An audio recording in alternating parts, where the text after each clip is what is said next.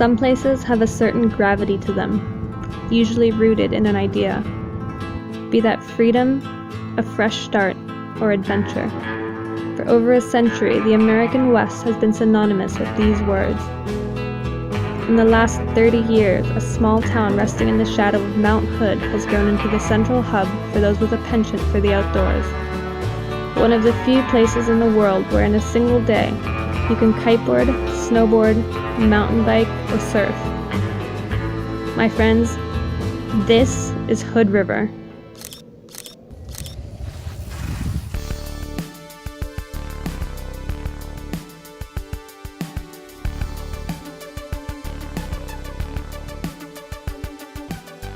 Alright, it is 5:30 in the morning in Hood River, and I somehow managed to let the North kiteboarding crew over here talk me into getting up and going mountain biking with them.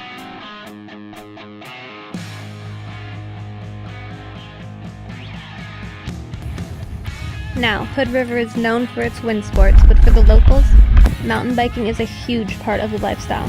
I'm not gonna lie to you, I was beyond apprehensive to come out here. However, after facing my fears, all that's left is awe.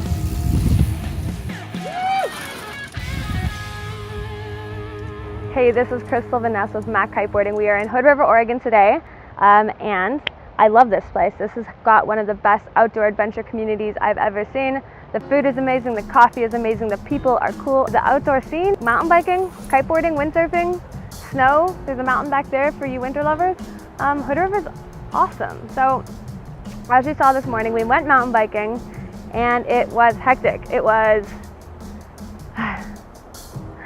super scary, but I loved it. I loved the challenge, and I loved trying something that I found difficult, that I was afraid of, and overcoming it, and then taking that knowledge of what I'm capable of out onto the water kiting changed the game. And another thing I learned from that experience was that safety equipment is pretty critical, which brings me to one of my favorite pieces of equipment, which is often overlooked in the kiteboarding industry: harnesses.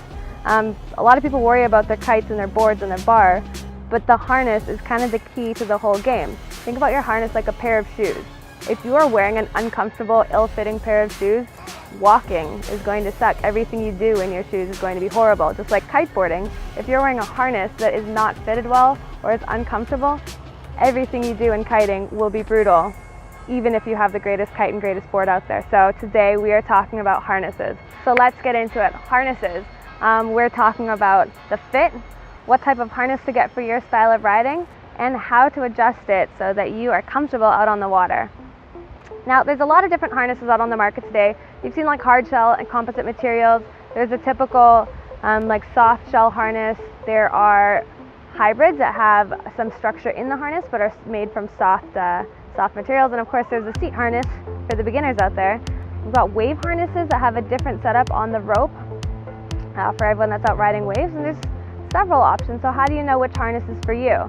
Now, the first thing is, what type of harness should you be getting for your style of riding? So beginners may want to start with a seat harness, although often people do not want to be on a seat harness after they've learned how to kite. So for example, North has a new harness out that is a hybrid seat and waist harness, so it has an attachable seat that you can remove after you're done your lessons or once you feel comfortable with it. Next one is, of course, the free ride harness. So people that are looking for free ride harnesses may want one that has a lot more back support. So you'd find it has like a taller profile and takes up more space, but if you're just riding and cruising and you're never unhooking, that's the perfect harness for you. And then of course, freestylers will want a lower profile harness because movement and flexibility is key for freestylers. And now, of course, wave riders, it's a totally different game. Wave riders may want a harness with a completely different hook system and a rope instead of a hook, so that they can slide around and be turning and cruising and not having any resistance from the harness. A lot of the feedback that I hear from people that are riding harnesses is, my harness is riding up. It's really uncomfortable, it's always pushing up, and that is a common problem. The reason that your harness is often riding up is because you're being lifted by your kite. So when you're riding with your kite at 12 a lot, you're getting more of that upward force that pulls your harness up. Whereas once you're more experienced and riding more and crashing less and body dragging less, you will often find that your kite is lower and you have much less upward pull. So we're obviously trying to find a harness that does not ride up, but understand that a lot of that will do with skill level and development of progress. So once you are riding comfortably, your harness will not ride up that often if it's adjusted well. Some riders may want a harness that is super flexible and will slide around on their body and move around. If you want that type of harness, look for something with soft neoprene on the inside and that has a little bit more flex in it. If you want a harness that doesn't move, try looking for one that has kind of a sticky coating on the inside, so it'll stick to your skin or your wetsuit and prevent it from sliding around. But really the most important thing is the fit of the harness. Now, it took me a long time and a few harnesses to discover what harness worked for me, but also how they fit. If you're not in an area where you can talk to a shop or demo or test a lot of different harnesses, how would you know if the harness fits you? Or how would you know if the size is right for you or the style? If you can get in touch with your local shop and try on several different brands and sizes and styles of harness, it is worth it. If your shop only carries 1 or 2 styles or brands, it's worth reaching out to an online supplier like Kite and consulting with them on your style of riding, your skill level, and what you want out of your harness. I've ridden a few harnesses in my life, and it's taken me a long time to find one that I felt was comfortable. This harness I've been demoing for a few days, and it has a really nice blend of support. It's a little taller than the one I was riding before, plus it's the right size, and that's an issue I've faced a lot in the past, is a harness that actually fits.